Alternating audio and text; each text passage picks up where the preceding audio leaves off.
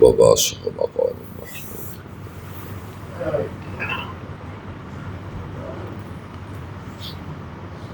الحمد لله نحمده ونستعينه ونستغفره ونؤمن به ونتوكل عليه ونعوذ بالله من شرور أنفسنا ومن سيئات أعمالنا. من يهده الله فلا مضل له ومن يضلله فلا هادي له وأشهد أن لا إله إلا الله وأشهد أن محمدا عبده ورسوله. اللهم صل على محمد وعلى آل محمد كما صليت على إبراهيم وعلى آل إبراهيم إنك حميد مجيد. اللهم بارك على محمد وعلى آل محمد كما باركت على إبراهيم وعلى آل إبراهيم إنك حميد مجيد. أما بعد فإن خير الحديث كتاب الله وخير الهدي هدي محمد صلى الله تعالى عليه وآله وسلم وشر الأمور محدثاتها وكل محدثة بدعة وكل بدعة ضلالة وكل ضلالة في النار.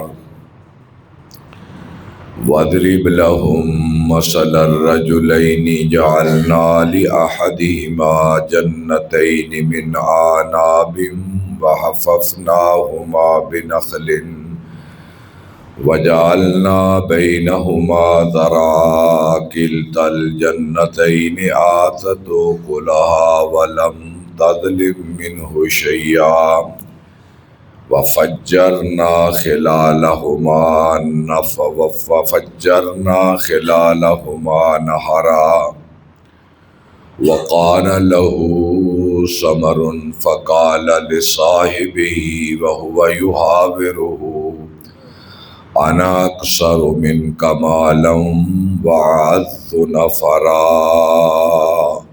صدق الله مولانا العظيم. تعریف ہے رب ذوالجلال کی بلند و بالا ذات عالی کے لیے. درود و سلام سید الاولین والآخرین امام المرسلین حضرت محمد صلی اللہ تعالی علیہ وآلہ وسلم کی مبارک ذات پر.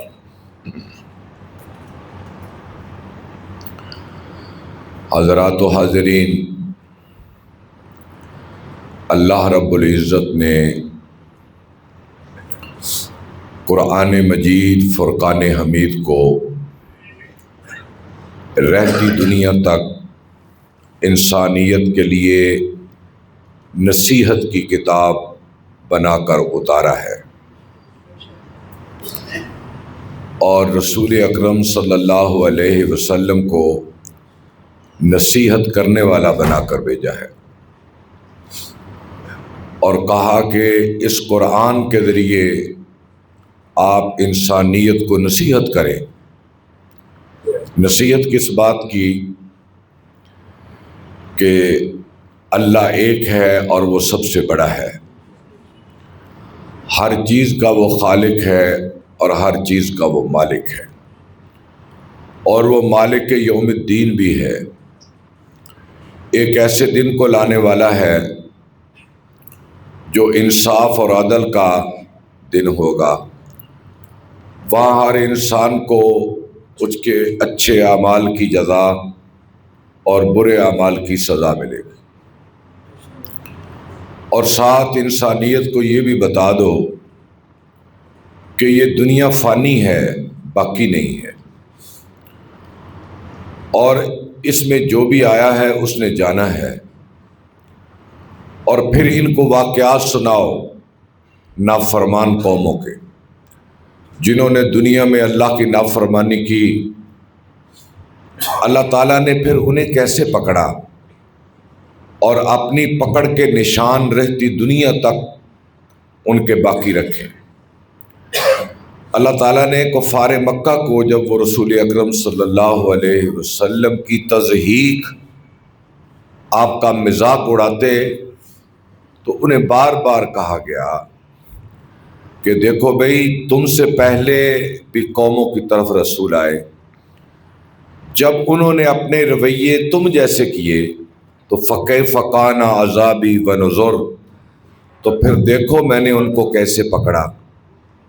والمؤتفقات بالخاطئہ، جاؤ ان بستیوں کو دیکھو جا کر، قوم صالح کو جو قوم سمود تھی، قوم عاد کو جو قوم ہود تھی، پانیوں والے فرعونیوں کو دیکھو، ان کی حویلیاں، ان کے اجڑے ہوئے ڈیرے اور ان کے مکانات کی جھکی ہوئی محرابیں اور ان کے علاقوں کا دنیا میں زمین میں دھنس جانا آج تک نشان باقی ہے، جا کر دیکھو۔ یہ نصیحت ہے، اور قرآن مجید جا بجا اللہ تعالیٰ اس کو بیان کر رہا ہے۔ شرک دنیا میں صرف یہی نہیں ہے کہ کوئی آدمی قبر پر سجدہ کرے، شرک صرف اسی بات کا نام نہیں ہے کہ کوئی غیر اللہ کو پکارے، شرک اس کا بھی نام ہے کہ جو اختیار میرے اللہ کے ہیں وہ بندہ اپنے پاس کہے کہ یہ میرے بھی ہیں، یہ بھی ایک شرک ہے۔ یا جو چیز میرے اللہ کی ملک ہے، جس کا خالق اللہ ہے، تو انسان کہے کہ نہیں یہ میری ملکیت ہے، میں جس کو چاہوں دوں، میں جس کو چاہوں روک دوں۔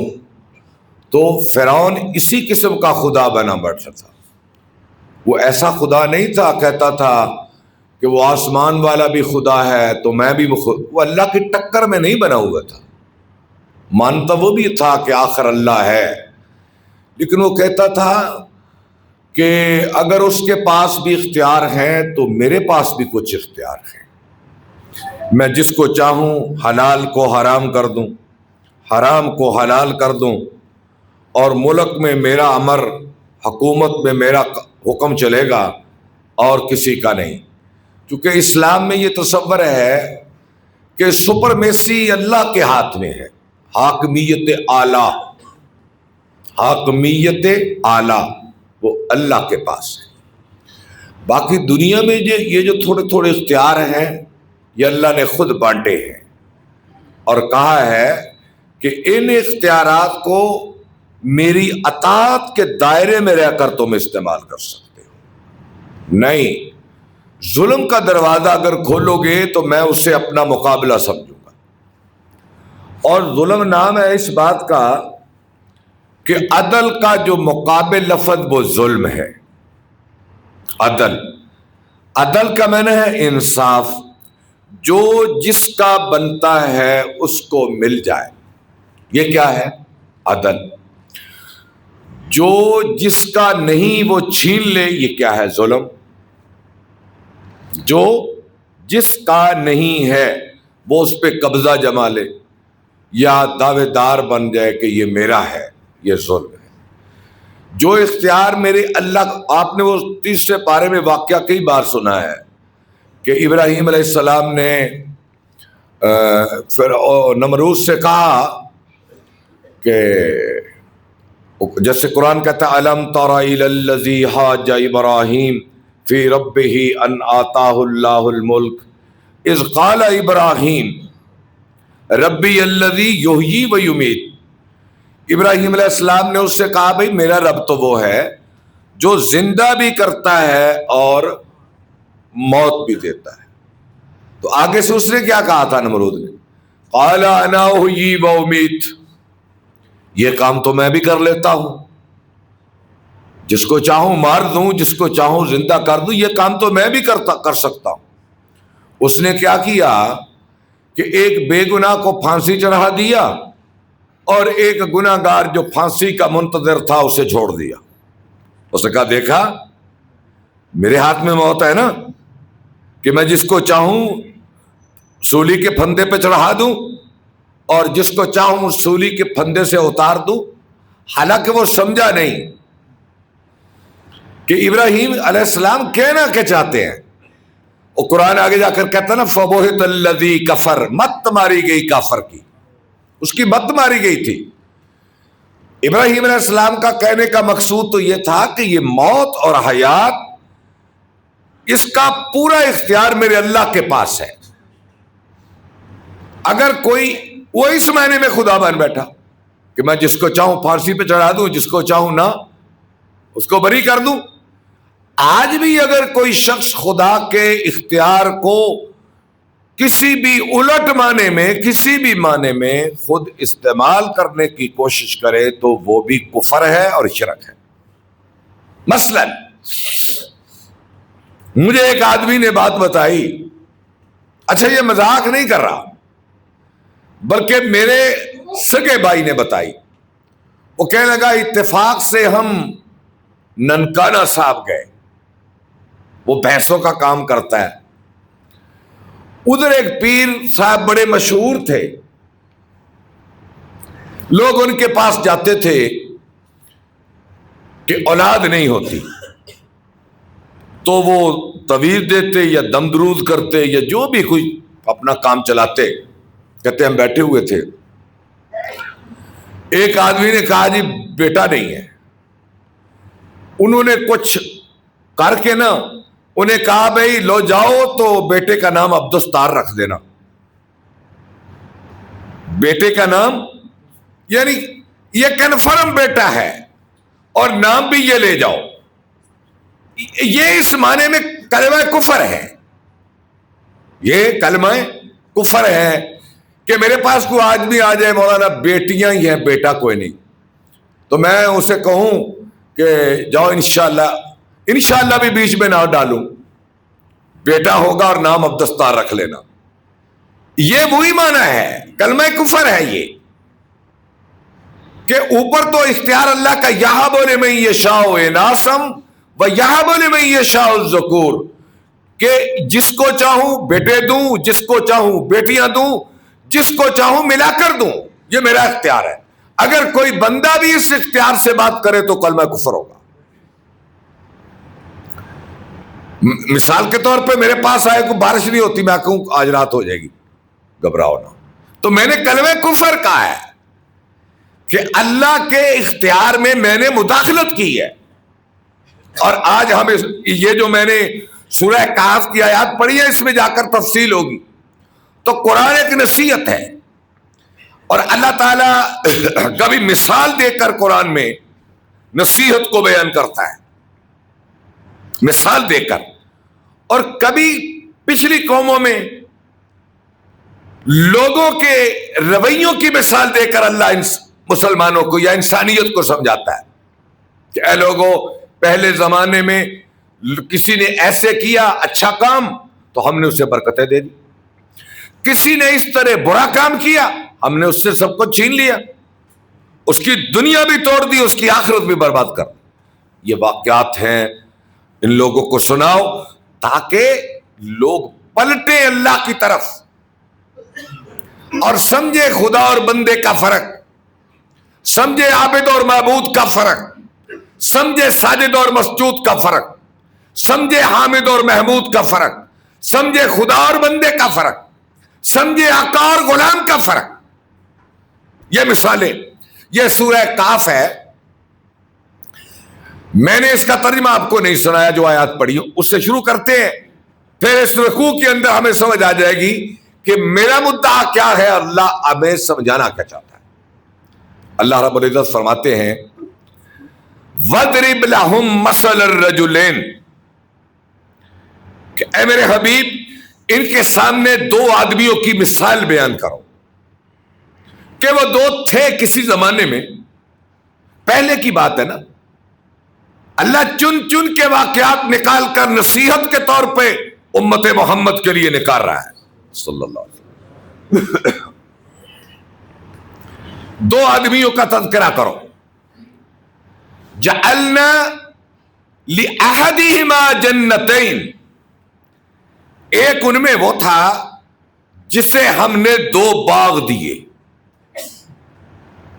اور خود بخود اس کے اندر ترجمہ ہے دوسرا وہ تھا جسے ہم نے کچھ بھی نہیں دیا. اس کے اندر یہ ترجمہ چھپا ہوا ہے. یعنی ایک بڑا تھا زمیندار کہہ لو، بڑا زمیندار تھا، اور ایک غیر زمیندار تھا جس کے پاس کوئی باغات نہیں تھے، زمین نہیں تھی. یہ دونوں ایک دن چلے، اور چلتے چلتے جو بڑا زمیندار تھا جس کے باغات تھے اس کے باغات کے دروازے پر پہنچے دونوں. اب اللہ نے اس باغ کا نقشہ کھینچا ہے. لِأَحَدِهِمَا جَنَّتَيْنِ مِنْ أَعْنَابٍ، انگوروں کے باغ. لگتا ہے کہ یہ عرب کا ہی کوئی علاقہ ہوگا. عرب کے اندر انگور زیادہ ہوتے، اور خاص کر اس زمانے میں، یا اسے 5000 سال پہلے کی بات ہو سکتی ہے، 6000 سال پہلے کی بات ہو سکتی ہے. یہ فلسطین کا علاقہ ہی اللہ قرآن میں زیادہ اس پہ ہی بحث کرتا ہے. یہ نبیوں کی جگہ ہے، اسے اللہ نے ارض مبارک کہا ہے، برکت والی زمین، نبیوں کے آنے کی زمین. عیسیٰ یہاں آئے، ابراہیم یہاں آئے، اسحاق یہاں آئے، یعقوب آئے، یہ سب نبیوں کی زمین. اور یہ بڑا سرسبز علاقہ ہے. جعلنا لأحدہما جنتین، دو باغ، من اعناب، انگوروں کے، وحففناہما بنخل، اور کھجوروں کے باغ کے ارد گرد ہم نے اس کی فصیل کھجوروں سے بنائی. فصیل وہ دیوار جو باغ کے گرد ہوتی ہے، فصیل. آپ ذرا اس منظر کو اپنے دماغ میں تو دہرائیں کہ دیواروں پہ انگوروں کی بیلیں چڑھی ہوں، اور اس کے گرد کھجوریں، آسمان بوس کھجوروں کے درختوں. وَحَفَفْنَاهُمَا بِنَخْلٍ وَجَعَلْنَا بَيْنَهُمَا زَرْعًا، دیواروں پہ انگور، ارد گرد کھجوریں، اور درمیان میں زرعی زمین جہاں وہ گندم کاشت کرتے ہوں گے، جو لگاتے ہوں گے، سبزیاں لگاتے ہوں گے. اب اس کے بعد اور آگے توجہ کو مرکوز کرنے کے لیے بیان کیا. کلتا الجنتین آتت اکلہا، یہ دونوں باغ بڑا بھرپور پھل لائے. کھجوریں لٹک رہی تھی، انگور لٹک رہے تھے. ولم تظلم منہ شیئا، اور ایک بیل بھی کھوٹی نہ تھی. بیلیں ہوتی ہیں نا، کسی بیل پہ انگور لگ گئے، کسی پہ نہ لگے، کوئی کھجور پک گئی، کوئی کچی رہ گئی، کوئی ٹوٹ گئی. نہ ولم تظلم منہ شیئا، ایک کھجور بھی کھوٹی نہ تھی، ایک انگور کا دانہ بھی کھوٹا نہ تھا، سب پکے ہوئے خوبصورت. اور آگے فرمایا وَحْفَفْنَاهُمَا بِنَخْلٍ وَجَعَلْنَا بَيْنَهُمَا زَرْعًا كِلْتَا الْجَنَّتَيْنِ آتَتْ أُكُلَهَا وَلَمْ تَظْلِم مِّنْهُ شَيْئًا وَفَجَّرْنَا خِلَالَهُمَا نَهَرًا. ادھر دری زمین، ادھر دری زمین، کونوں میں بیلیں انگوروں کی، باہیں کھجوریں، اور درمیان میں ہم نے ایک چھوٹی سی نہر خود بخود اس کے بیچ میں کھود دی. زمین سے بھی سوتے پھوٹ اٹھتے ہیں نا پانی کے. اچھا اب یہ آدمی ہو سکتا ہے بارش ہو پہاڑوں پر، پھر وہاں سے بارش اترے، پھر وہ نالیوں میں شکل اختیار کر کے کھالیوں کی ایک چھوٹی سی نہر اس کے باغ کے اندر سے گزر کر آگے نکلتی ہو، اور یہ زمیندار، یہ کسان اپنی مرضی سے پانی جتنا ضرورت ہو اپنے پودوں کو سیراب کرتا رہے. نہ بل بجلی، نہ آبیانہ، نہ کوئی خرچ نہیں نا اس پہ. اب اس کو کیا چاہیے تھا کہ زمین بھی اپنی، پھل بھی اپنے، باغات بھی اپنے، اور یہ دو باغ تھے اس کے بالمقابل، اور اس کے درمیان سے گزرتا۔ اب یہ دو باغوں والا اور بغیر کسی باغ کے ایک دونوں آدمی چلے۔ باغ کے سامنے کھڑے ہو کر یہ زمیندار کیا کہنے لگا؟ قرآن مجید کہتا ہے فَقَالَ لَهُ صَاحِبُهُ وَهُوَ يُحَاوِرُهُ أَنَا أَكْثَرُ مِنْكَ مَالًا وَأَعَزُّ نَفَرًا۔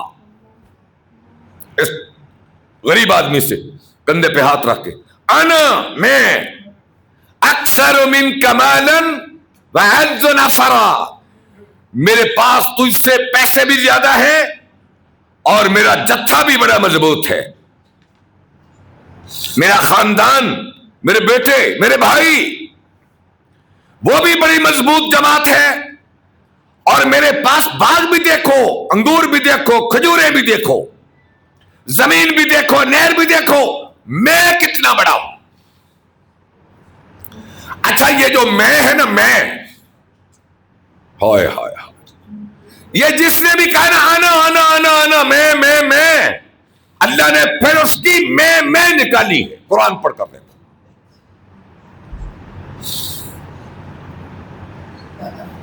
جب فرعون بھی چلا تھا نا پانیوں کے اندر، تو وہ انا کہہ رہا تھا، انا ربکم الاعلی، انا ربکم الاعلی، انا ربکم الاعلی۔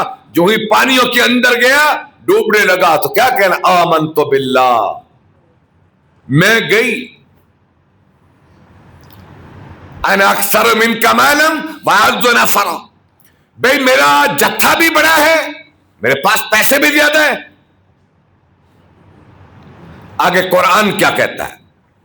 اچھا بھئی یہ جو باغ ہیں، زمینیں ہیں، کھیت ہیں، اس میں جو کھیتیاں ہیں، زراعت ہے یا بارش ہے، پانی ہے، ان میں کسی چیز کا انسان اس کا خالق یا مالک ہے؟ نہیں،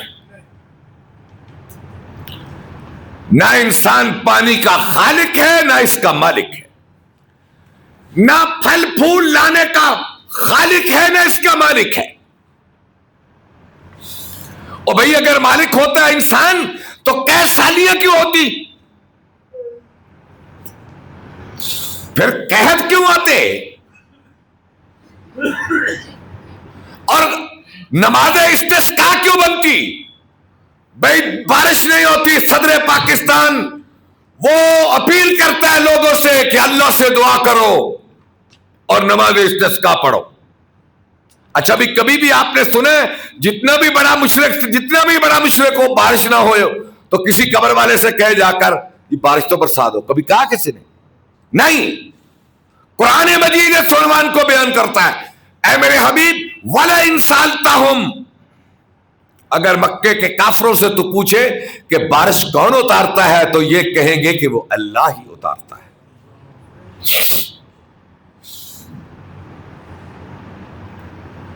قرآن مجید کہتا ہے جب اس نے یہ کہا نا وَدَخَلَ جَنَّتَهُ وَهُوَ ظَالِمٌ لِنَفْسِهِ، جب اپنا پاؤں اس نے باغ میں رکھا اور یہ جملے کہے تو ہم نے کہا کہ تو بڑا ظالم ہے۔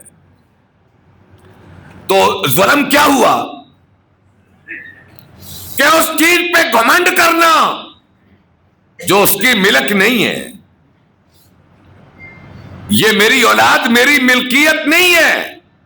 اگر میری ملکیت ہو تو اللہ اسے مجھ سے چھین کے کیوں لے جاتا ہے؟ یہ فصلیں، یہ باغ، یہ میری ملکیت نہیں ہے کیونکہ میں ان کا خالق نہیں ہوں۔ جب اللہ چاہے ان کو بھسم کر کے رکھ دے، ان پودوں کو زمین سے اکھاڑ دے، بارش کو روک لے، ان پہ ویرانیاں اتر جائیں، دیکھتے نہیں ہو ہمارے سامنے ہوتا ہے۔ اللہ کہتا ہے وَدَخَلَ جَنَّتَهُ وَهُوَ ظَالِمٌ لِنَفْسِهِ، ان جملوں سے وہ ظالم ہو گیا اور کیا کہنے لگا؟ قَالَ مَا أَظُنُّ أَن تَبِيدَ هَٰذِهِ أَبَدًا، چپ کر، یہ باغ ہمیشہ میرے پاس رہیں گے، کوئی چھین نہیں سکتا مجھ سے. میں اظن ان تبید هذه ابدا، یہ ہمیشہ میرے پاس رہیں گے باغ. وما اظن الساعة قائمة، اور یہ قیامت بھی کوئی چیز نہیں ہے. اچھا بھی آج جتنا ہم ظلم کرتے ہیں اس کا ترجمہ یہی ہے کہ ہم بھی کہتے ہیں، منہ سے نہیں کہتے، سمجھتے یہی ہے قیامت کوئی بات نہیں ہے، جو کرنا ہے کر لو، جو طاقت سے ہوتا ہے کر لو، جس کی چیز دبائی جا سکتی ہے دبا لو، قرض لے کر کھا جاؤ، امانتیں ہڑپ کر جاؤ، دوسروں کی زمینوں پہ قبضہ جما لو، اپنے جتھے، قبیلے، جماعت، افراد کی طاقت پر جو چاہو کر لو، کوئی بات نہیں، دیکھا جائے گا، میں چھڑا لوں گا،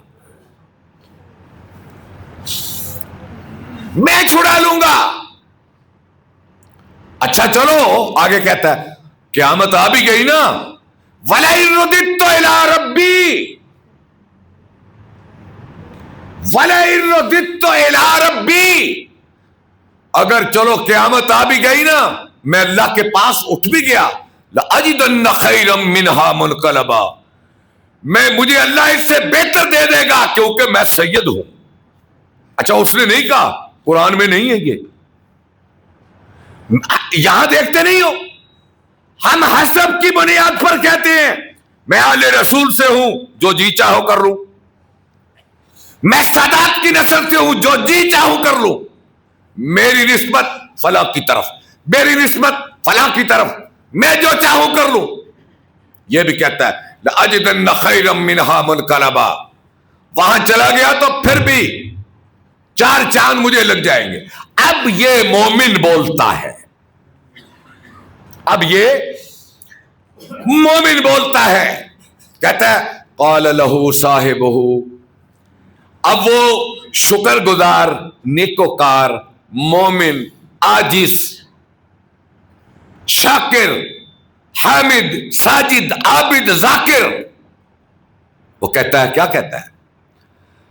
اس سے مخاطب ہو کر کہتا ہے اکفرت بالذی خلقک من تراب ثم من نطفة ثم سواک رجلا لکن هو اللہ ربی ولا اشرک بربی احدا. ترجمہ سماعت فرمائیں. وہ کہتا ہے کہ یہ جملے جو تو نے بولے ہیں نا، پیچھے جو جملے آپ نے سنے ہیں نا اس کے پہلے کے، وہ کہتا ہے جو جملے تو نے بولے، اکفرت بالذی خلقک من تراب ثم من نطفة ثم سواک رجلا، یہ بولتے ہوئے تمہیں شرم آنی چاہیے تھی اللہ کے مقابلے میں. اللہ تو وہ ہے جس نے تجھے نطفے سے بنایا، پھر نطفے کو لہو میں بدلا، پھر لہو کو گاڑھا کیا، پھر اس سے لوتھڑا بنایا، پھر تیرا جسم تیار کیا، تیرے ہاتھ لگائے، تیرے پاؤں بنائے، تیری آنکھیں نکالی، تجھے برابر کیا، تیرے ذہن میں صلاحیتیں رکھی، اور اب تو کہتا ہے کہ اللہ کون؟ لیکن هو اللہ ربی، لیکن میرا رب تو وہی ہے، ولا اشرک بربی احدا، میں اپنے رب کے ساتھ کبھی کسی کو شریک نہیں کروں گا. اچھا اب وہ نصیحت کرتا ہے، اب وہ اس بڑے آدمی کو نصیحت کرتا ہے. یہ غریب مومن کیا کہتا ہے؟ کہتا ہے ولولا اذ دخلت جنتک، ہائے کاش کہ جب تو اپنے باغ میں گیا تھا تو یہ کہتا ولولا اذ دخلت جنتک قلت ما شاء اللہ، قلت ما شاء اللہ لا قوت الا باللہ. ہائے کاش کہ تو جب اپنے باغ میں گیا تھا نا، اللہ کی نعمتوں کو دیکھ کر جو اس نے تجھے دی تھی، تو کہتا ماشاء اللہ لا قوت الا باللہ. اچھا بھی اس کا ترجمہ سن لیں آج، اور آپ یہ بھی یاد رکھیں جب جوان بیٹے کو گھر میں آتا دیکھیں، جب اپنے مال کی ریل پیل دیکھے، لہلہاتی فصلیں دیکھیں، پکے ہوئے باغ دیکھیں، چلتا ہوا پانی اپنی زمینوں کی طرف آتا دیکھیں، فوراً کہہ دو ماشاء اللہ لا قوت الا باللہ۔ اللہ کے انعام کو دیکھ کر یہ کہو تو اس کا ترجمہ یہ ہے ماشاء اللہ، جو چاہے اللہ وہی ہوتا ہے، لا قوت، کسی کے پاس کوئی قوت نہیں کچھ کرنے کی، الا باللہ، مگر اللہ ہی کے ہاتھ میں ساری قوتیں ہیں۔ اچھا بھئی، اگر تو یہ اپنے باغ میں جاتے ہوئے کہتا نا تو اللہ کو یہ تیری ادا بڑی پسند آنا تھی، لیکن میرا گمان ہے، وہ کہتا ہے میرا گمان ہے کہ میرے خدا کو تیرے یہ بول اچھے نہیں لگے، میرے خدا کو تیرے بول اچھے نہیں لگے۔ اچھا ابھی پتہ چل جاتا ہے اچھے لگے یا نہیں۔ ان ترنی انا اقل منک مالا، انا اقل منک مالا وولدا، کوئی بات نہیں اگر میری اولاد نہیں، میرے باغ نہیں، فعسى ربی ان یاتینی خیرا من جنتک، ہو سکتا ہے اللہ مجھے تیرے باغوں سے بہتر باغ دے دے، ہو سکتا ہے۔ وَيُرْسِلَ عَلَيْهَا حُسْبَانًا مِّنَ السَّمَاءِ، اور تیرے باغ کو اللہ اجاڑ کے رکھ دے، بھسم کر کے رکھ دے، اجاڑ کے رکھ دے، زمین کی تہوں سے اس کو اکھاڑ کے رکھ دے۔ اور ہو سکتا ہے یہ چلتی ہوئی نہر جو تیرے باغ کی سرسبد ہونے کی ضمانت ہے، یہ نہر اللہ اس کے سوتے بند کر دے، یہ بند ہو جائے، یہ بھی ہو سکتا ہے۔ اچھا اتنی دیر ہو رہی تھی، ابھی یہ مکالمہ ہو رہا تھا، قرآن مجید کیا کہتا؟ عسیٰ ان یؤتینی خیرا من جنت ویرسل علیہا حسبانا من السماء فتصبح صعیدا زلقا او یصبح ماؤہا غورا فلن تستطیع لہ طلبا۔ دیکھتے دیکھتے بس آنکھ جھپکنے کے برابر کیا ہوا کہ باغ زمین سے غائب ہو گیا، وہ باغ زمین سے غائب ہو گیا، اور نہر بھی ایک آن کی آن میں بند ہو گئی۔ کل جو باغ تھا، کل جو بہار تھی، کل جب وہ حسن تھا، وہ پانیوں کی روانی تھی، وہ انگوروں کا حسن، وہ کھجوروں کے باغوں کی فصیل، ایک لمحے میں سب کی سب زمین سے غائب ہو گئی۔ اور یہاں قرآن کہتا ہے نا، یہ سورہ ملک، قل ارأیتم ان اصبح ماؤکم غورا فمن یاتیکم بماء معین، اے لوگو اگر پانی کا نظام یہ بند کر دوں جو زمین سے نکلتا ہے، اللہ کا شکر ہے ہم جغرافیائی اعتبار سے زمین کے اس علاقے پہ بیٹھے ہیں، 10 15 20 30 فٹ بورنگ اور پانی باہر، میٹھا پانی کڑوا نہیں، میٹھا پانی کڑوا نہیں، اللہ کا شکر ہے۔ اللہ کہتا ہے افرائیتم، اے لوگوں کبھی غور کیا ہے، قل ان اصبح ماؤکم غورا، اگر میں یہ زمین کا پانی خشک کر دوں، فمن یاتیکم بماء معین، بتاؤ کون سی ہستی ہے جو زمین سے یہ تازہ پانی نکال دے۔